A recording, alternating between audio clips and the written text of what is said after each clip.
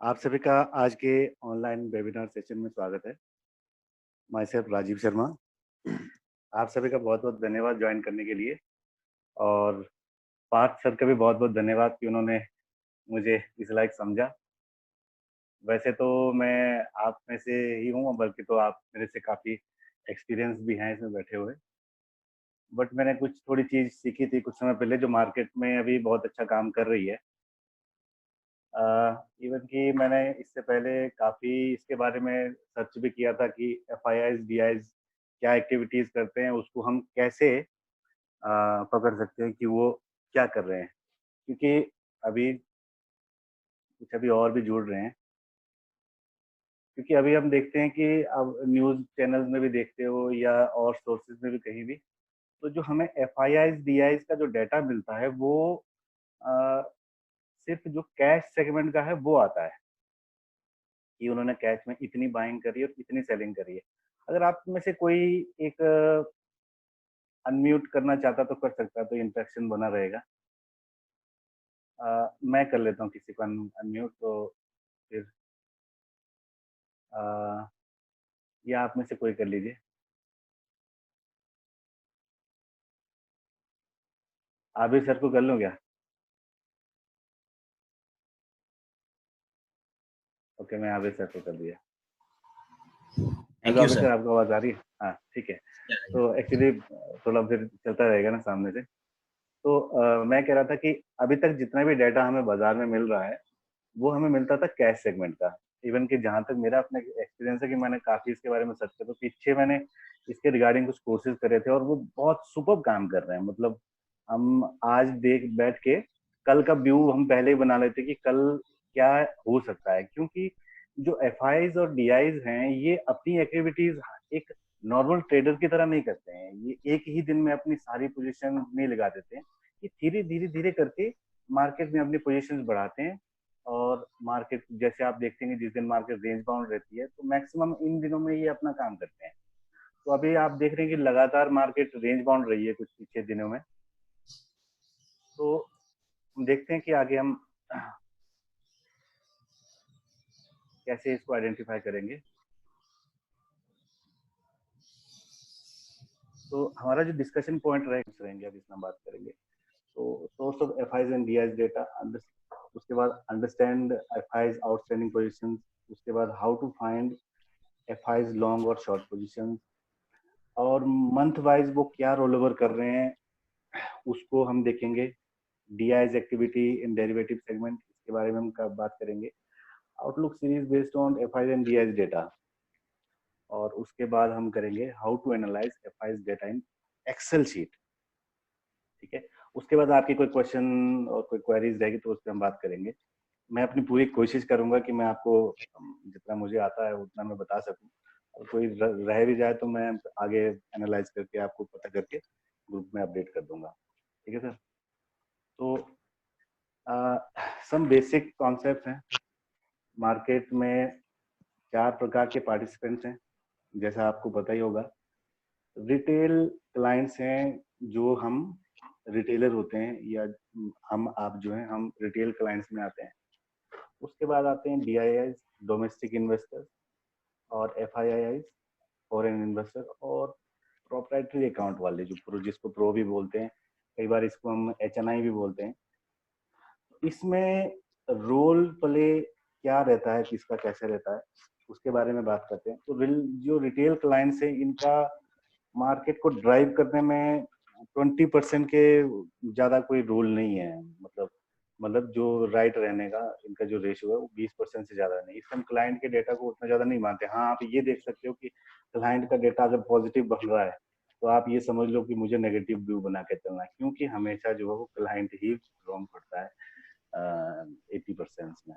तो डीआईआईज और एफआईआईज हमें इनको ट्रैक करना है कि ये क्या पोजीशंस बना रहे हैं।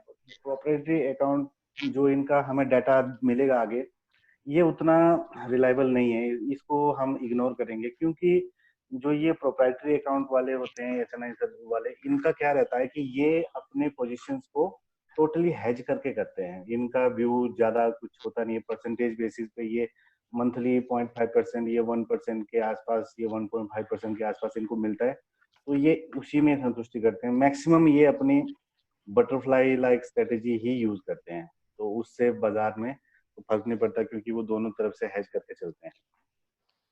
तो उसके बाद ये वैसे आप सभी को पता है, मैंने फिर भी एक उसके हिसाब से डिजाइन किया है कि ओपन इंटरेस्ट क्या है, पहले उसको समझ लेते हैं क्योंकि अपना सारा काम तो ओपन इंटरेस्ट पे है। बात आपको पता होगा, बहुत सारे जो अच्छे ट्रेडर्स हैं, फिर भी मैं एक बार इसको वो कर दूं। फॉर एग्जांपल मई 1 को किसी ए पर्सन ने एक ऑप्शन बाय किया बी से, और बी ने उसको सेल किया, तब हमारा वो एक ऑप्शन का जो बाय सेल हुआ उसका हमारा ओपन इंटरेस्ट जो बनेगा वो बनेगा 1।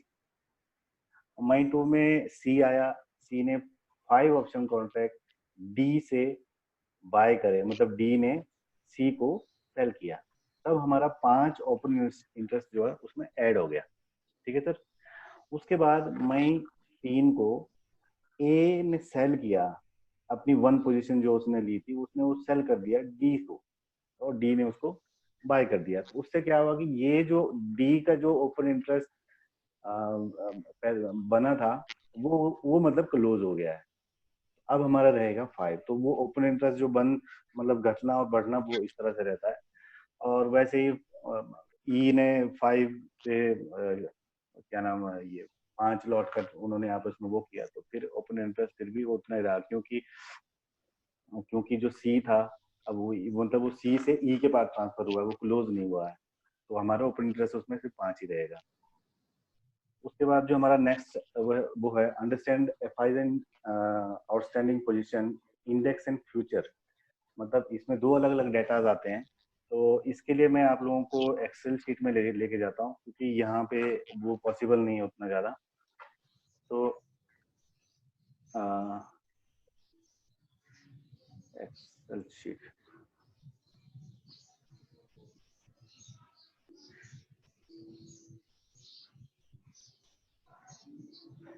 जी, ये हमारा एक्सेल शीट है। इसमें मैंने जो सोर्स ऑफ डाटा है वहाँ से लेके एक ऑलरेडी अपने पास इसका रखा हुआ है। तो मेरे पास अभी जो डाटा है मैंने इसको एनालाइज किया है जनवरी से, मतलब जनवरी जो हमारा लास्ट एक्सपायरी था 30 तारीख का, मैंने तब से डाटा 1 बाय 1 इसको अपने एक्सेल में लगा के इस पे एनालाइज और रिसर्च करी है, और चार्ट के साथ मैंने अपना व्यू बनाने की कोशिश की, तो मैक्सिमम टाइम ये बिल्कुल फिट बैठा है। मैं आपको इसको रीड करने का एक वो बता देता हूँ। लेटेस्ट अगर हम देखते हैं तो तब की बात करता हूँ, क्योंकि अब आप लेटेस्ट में 1-2 दिन से आप लोग भी ट्रेड कर रहे हैं। तो मैं फिलहाल अभी 13 तारीख की ही बात करता हूँ। अभी ये हमने जो लास्ट फाइनल हमारा जो डेटा आया था 30 अप्रैल का, ये हमारा एक्सपायरी का डाटा है। इसको हमेशा देखना कैसे है, आपका पास जो एक्सपायरी का डाटा है, एक्सपायरी के दिन कितने रोलेवर्स हुए हैं, क्लाइंट ने कितने रोलेवर्स किए, फिर डीआईआईज ने कितने रोलेवर्स किए, फिर एफआईज ने कितने रोलेवर्स किए, प्रो ने कितने टोटल रोलेवर्स किए, वो हमें लेना है। तो उसमें हम इसको माइनस कर देंगे, इससे इसको माइनस कर देंगे तो ये हमारा ओपन इंटरेस्ट निकल के आता है। तो जैसे अगर आप माइनस में देख रहे हैं, तो मैंने रेड वो किया है इसको, तो उसका मतलब ये हो कि वो सेलिंग साइड की पोजीशन ज्यादा थी। तो मतलब हमें इसको कैसे देखना। अब इसके बाद जो नेक्स्ट मतलब मैंने 8 तारीख से इसको देखना शुरू किया था, उसके बाद तो 8 तारीख में हम देखते हैं कि यहाँ पे 1,12,147। क्लाइंट को तो वैसे हम इग्नोर ही करेंगे, इसको हम छोड़ ही देते हैं, इसकी बात करते हैं।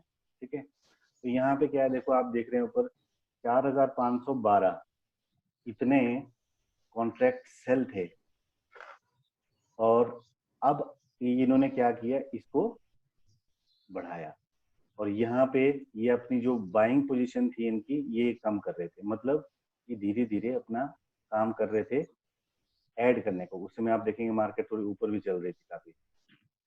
और उसके बाद फिर हम आगे आते हैं, तो फिर अभी 14 तारीख के लेटेस्ट की बात करता हूँ, फिर आप लोगों को ध्यान में भी आ जाएगा वो क्या हुआ था। अभी ये हमारा 14 तारीख का डेटा है।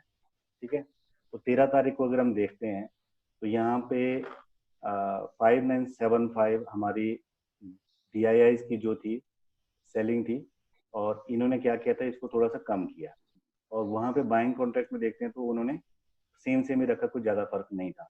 बट FIIs की अगर हम बात करते हैं तो FIIs ने जो सेलिंग 36,107 से 50,427, मतलब अपनी सेलिंग पोजीशन जो है वो इंक्रीज की थी। इंक्रीज मतलब ये क्या किया था इन्होंने, मैं पीछे से जो डेटा ट्रैक कर रहा था, जब मार्केट फॉल करी थी 7,500 के आसपास से, तो DIs की हैवी सेलिंग पोजीशन थी, वहां से FIIs ने बाय किया, तो उनको एग्जिट नहीं मिल रहा था ऊपर। जी इतने दिन हम देख रहे थे ना कि मार्केट ऊपर के लेवल पे सस्टेन कर रही है, बट वो ना ऊपर जा रही है ना नीचे जा रही है। तो उसका रीजन ये था कि उसको एग्जिट नहीं मिल रहा है। क्यों? क्योंकि हमेशा जो है ये माल देके जाते हैं क्लाइंट्स को, पर इस बार क्लाइंट्स क्या कर रहा है, वो खुल के बाइंग नहीं कर रहा है, वो भी अपना मूड सेलिंग साइड में बना के बैठा, तो इसलिए FI को अपना माल निकालने में दिक्कत हो रही थी। बट अभी आप देखेंगे, इससे पहले कि अब आप मैं आपको सोर्स पॉइंट बताऊंगा तो आप लोगों ने देखा, इससे पहले कि जितने भी डेटा थे वहां पे DIIs ने अपनी पोजीशंस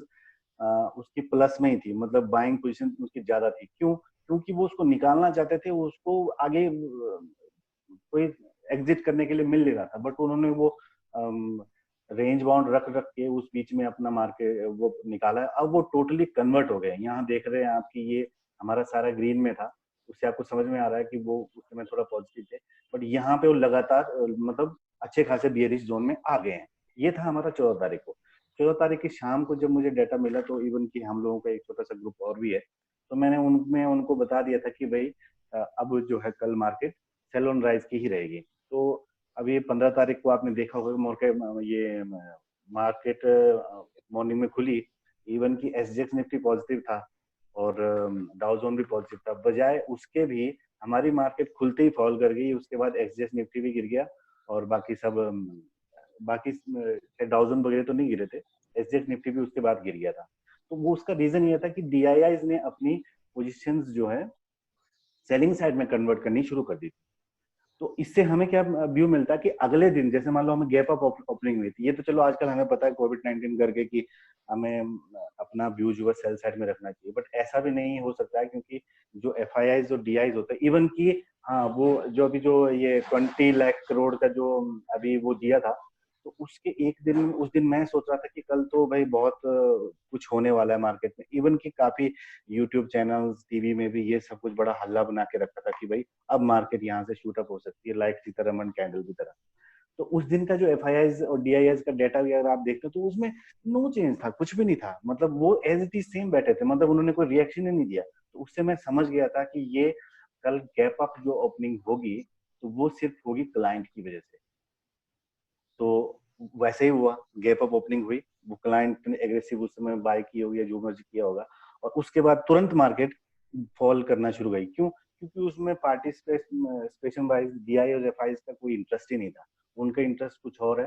तो अभी उनका इंटरेस्ट अगर समझने की बात करते हैं, तो वो सेल साइड में उन्होंने 14 तारीख को जो हमारे को शाम को डाटा मिला, उसमें वो उन्होंने अपनी सेल जो इंक्रीज करी है, तो वो इंक्रीज कितनी करी है, अभी उनका जो टोटल वो आ रहा है -12,528। अब कल की हम बात करते हैं, कल उन्होंने और ऐड किया है, यहाँ पे 50,000 थे, अभी 58,000 कर दिया। मतलब वो अपनी पोजीशन सर एक ही दिन में नहीं डालते हैं, वो अपनी पोजीशन धीरे धीरे धीरे करके डालते हैं।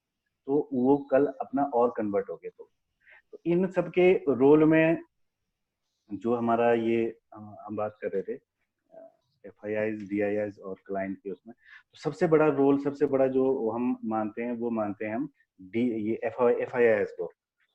तो हमें वैसे मैक्सिमम टाइप यही मार्केट को ड्राइव करते हैं, बट अदर कभी कभी DIIs जो है ये भी मार्केट को ड्राइव करते हैं, तो हमें मैक्सिमम टाइम पे इन्हीं को देखना है। ठीक है? तो अभी हम देख रहे थे, ये था इंडेक्स का डाटा, जो अभी आप लोगों ने देखा इंडेक्स का डाटा था। तो अभी उसके बाद हम देखते हैं फ्यूचर, क्योंकि सिर्फ इंडेक्स से ही मार्केट नहीं चलती है, तो फ्यूचर्स से भी इंडेक्स को मैनिपुलेट किया जा सकता है। तो उसी उसी के साथ में हमारे को जो है NSE की वेबसाइट पे, जो हमारा सोर्स पॉइंट है, वहां पे ये फ्यूचर स्टॉक का भी डाटा मिलता है। तो फ्यूचर स्टॉक में हालांकि मैं पीछे से इतना देख के आ रहा हूँ, मुझे इसमें ज्यादा मुझे लगता नहीं रिवीजन करने की जरूरत है, क्योंकि उन्होंने अपनी पोजीशंस उतनी ज्यादा यहाँ में कोई चेंजिंग नहीं की है। क्लाइंट अपनी पोजीशन को वरी परे करता रहता है, उसको हम इग्नोर करते हैं। एफआईआईज और डीआईज ने इसमें ज्यादा छेड़खानी नहीं की है, बट रिसेंटली अभी उन्होंने क्या किया, यहाँ आप देख रहे हैं कि मैंने लिखा है कि शॉर्ट रोलेबल, मतलब उन्होंने, आप यहाँ देखेंगे, ये देखो यहाँ देखेंगे आप, यहाँ 76 7,62,770 था, डीआईआईज की पोजीशन थी नेगेटिव में। मतलब आप देखो कि डीआईआईज ने अपना व्यू यहाँ पे स्लाइटली बुलिश बना के रखा है, बट स्टॉक फ्यूचर में वो अपना व्यू बियरिश बना के बैठा है। क्यों? क्योंकि उसको पता है कि मैं इंडेक्स में अगर सेलिंग कर रहा हूँ तो एफआईआई मुझे मेरी पोजीशन बनाने देगा नहीं, क्योंकि उसने पिछली बार जब मार्केट फॉल हुई है एफआईआई ने पैसा नहीं कमाया है, उसमें डीआईआई ने पैसा कमाया है। तो अब डीआईआई वो चीज वो छोड़ना नहीं चाहता। इस बार अगर मार्केट जो फॉल आएगी तो वो इंडेक्स में एफआईआई एक्टिव है और फ्यूचर स्टॉक्स में डीआईआई एक्टिव है। तो आप देखेंगे यहाँ पे आपका जो डीआईआई है वो यहाँ पे सेल साइड में बैठा हुआ है, यहाँ पे वो बाइंग साइड में बैठा हुआ है, बट बाइंग साइड में अपनी पोजीशंस को वो ज्यादा छेड़खानी नहीं कर रहा है। एफआईआई बाइंग साइड में अपनी पोजीशन को ज्यादा छेड़खानी नहीं कर रहा है, एज इट इज वैसे रख रहा है, क्योंकि ये इन दोनों के मिले भगत के बगैर नहीं हो सकता है। तो अभी यहाँ पे देखेंगे तो ये देखो आप यहाँ पे इसकी 7,62,000 थी, फिर 7,85,000 होगी, 7,95,000 कल, और आज जो मतलब कल शाम का जो हमें डाटा मिला है 8,14,336। तो ये मतलब हम देख रहे हैं कि एफआईआई जो हैं लगातार अपनी पोजीशंस जो हैं अब आप लोगों को आवाज आ रही थी ना मेरी, लगातार अपनी पोजीशंस जो है वो सेल साइड में कन्वर्ट करते जा रहे हैं। ठीक है, इस डेटा से हमें ये एक ओवरव्यू मिल गया कि मार्केट में फॉल ही आने वाला है। और सबसे मजेदार चीज आप देखो, बेचारा क्लाइंट यहाँ पे अभी भी लॉन्ग साइड में बैठा है, यहाँ पे अभी भी लॉन्ग साइड में बैठा हुआ है। हम लोग सोच रहे हैं कि हम लोग इन्वेस्टमेंट करके बैठेंगे और क्या कुछ, और ये सब हमें खाने के लिए बैठे हुए तैयार। तो ये इस तरह का एक एक्सेल शीट आप भी बना सकते हैं। अगर आप को ये चाहिए तो मैं आप लोगों को ग्रुप में दे दूंगा, आप वहां से कर लेना। तो इसमें ये जो डिफरेंस है ये कुछ नहीं है, ये डीआईआई प्लस एफआईआई, क्योंकि मार्केट वाइज में अगर आप देखते हैं तो सबसे ज्यादा पार्टिसिपेशन इन दोनों का ही है। तो इन दोनों को ही हम प्लस करके और ये ले लेते हैं, दोनों का ओवरव्यू प्लस और माइनस करके क्या आ रहा है। मतलब एफआईआई और डीआईआई को अगर आपका उनका जो ओपन इंटरेस्ट है बाइंग और सेलिंग का, उसको अगर आप लेके चलते हैं तो ये सिर्फ जो है माइनस में ही आ रहा है दोनों का। तो मार्केट में इन अगर आप यहाँ देखते हो कि टोटल हमारा था 17,82,000, तो 17,82,000 में 6,44,000 तो इसी का है, बाकी इसको हम इग्नोर करते हैं, इसको भी इग्नोर करते हैं। तो मतलब वेटेज वाइज में इनका ज्यादा ही है। तो ये तो था एक्सेल शीट में जो मैं आपको बताना चाहता था। उसके बाद हमारा नेक्स्ट आ जाता है,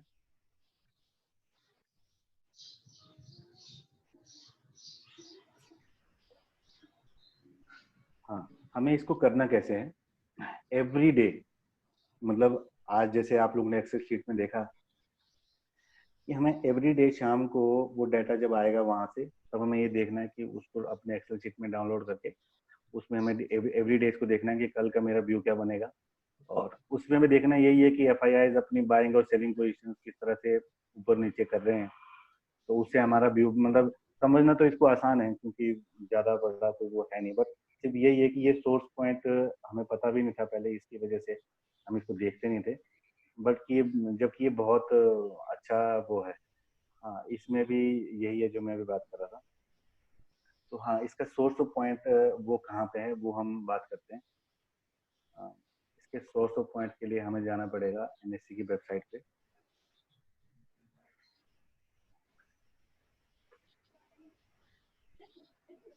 इसमें प्रोडक्ट्स में जाएंगे, प्रोडक्ट्स में इक्विटी डेरिवेटिव, इक्विटी डेरिवेटिव में अगर हम आज का जैसे हमारा पिछले कल का जो डेटा आया उसी को देखना है तो सिर्फ, तो यहाँ पे करंट मार्केट रिपोर्ट है, और उसके बाद हम जाते हैं व्यू और डेली रिपोर्ट।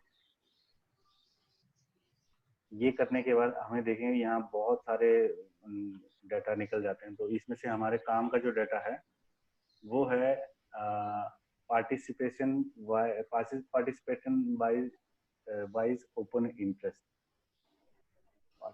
ये हमें क्लिक किया, तो ये हमारा मतलब जो पिछले कल का डाटा था तो हमें वो निकल के आएगा। तो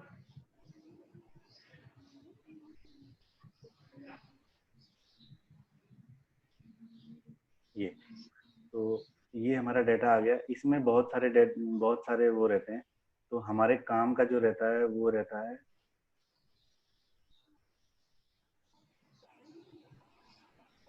इससे आगे ये ऑप्शन का है, ये ऑप्शन का हमें नहीं चाहिए। अब आप देखिए, मजेदार बात है, हम ऑप्शन चेन में ओआई रीड करते हैं और उससे मार्केट का व्यू बनाने की कोशिश करते हैं।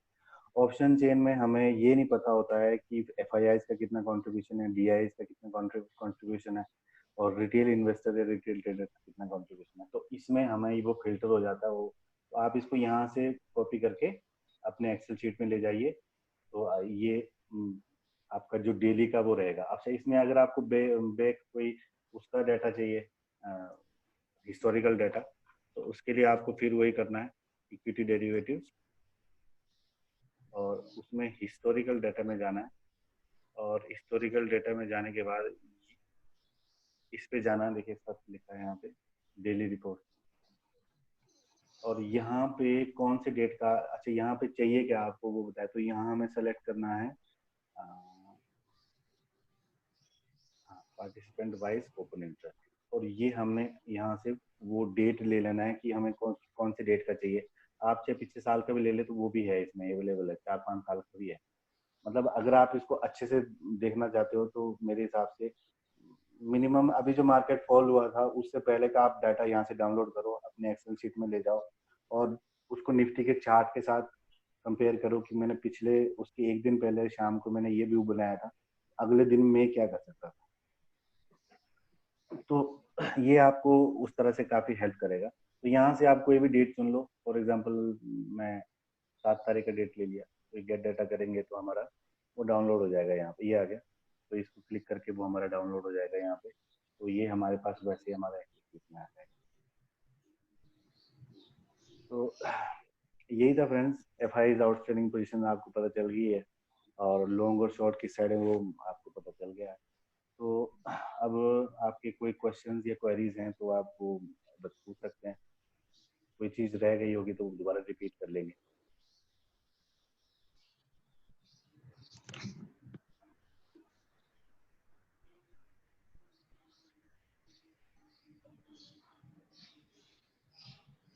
Hello sir. हाँ जी, हाँ जी। हाँ, ये इंटरप्रिटेशन थोड़ा और एक बार बता देंगे, क्योंकि कोरिलेशन ठीक से समझ में नहीं आया। मतलब ऐसा हो सकता है कि F I R net buyers in index and DIIs are net buyer in stock futures. So in that case, which one to give more weightage or how to interpret the data? हम Like जो इसमें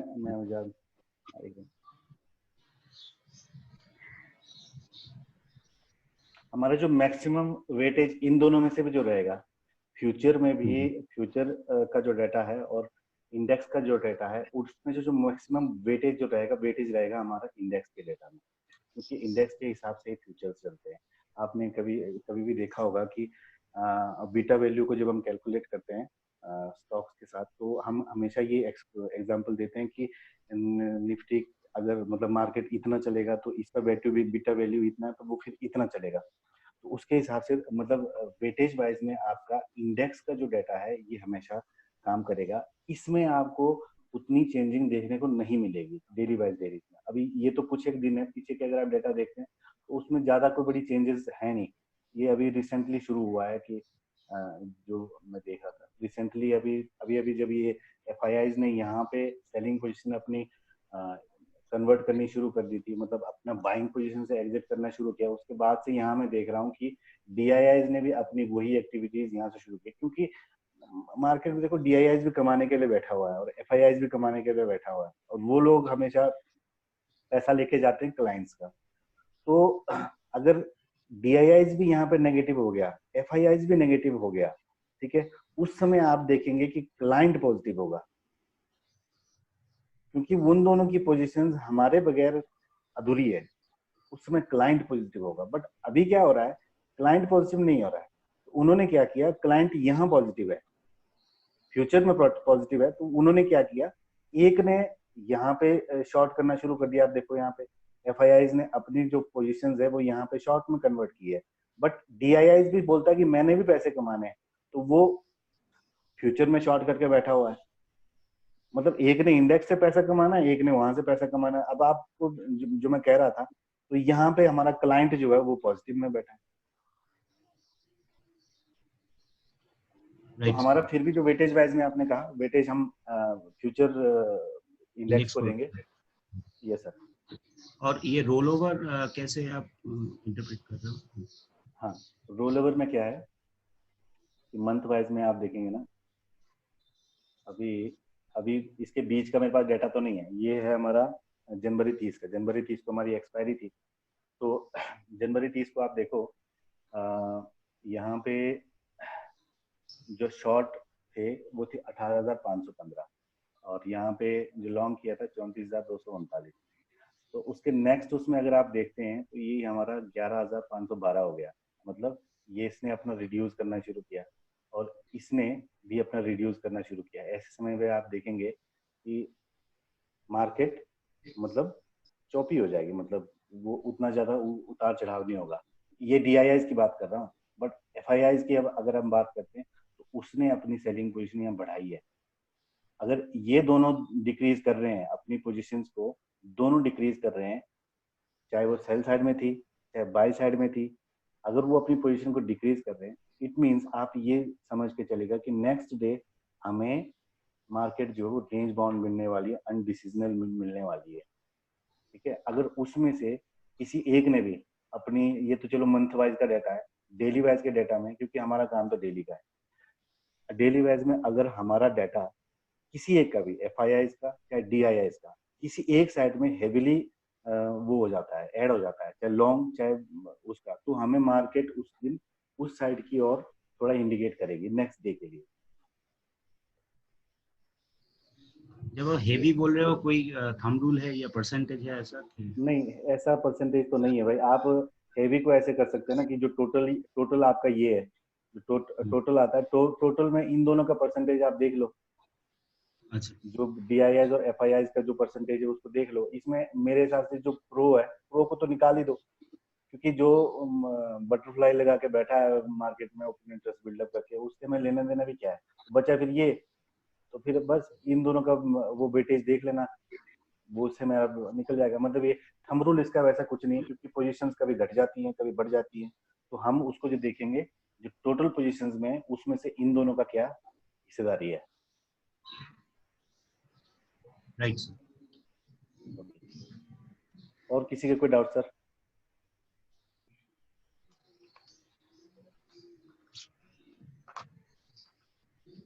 तो मुझे लगता है ये Excel sheet सब बना लेंगे। अगर कोई नहीं भी बना पाता है या कुछ, तो मैं वो ग्रुप में डाल दूंगा, तो आप लोग वो कर सकते हैं।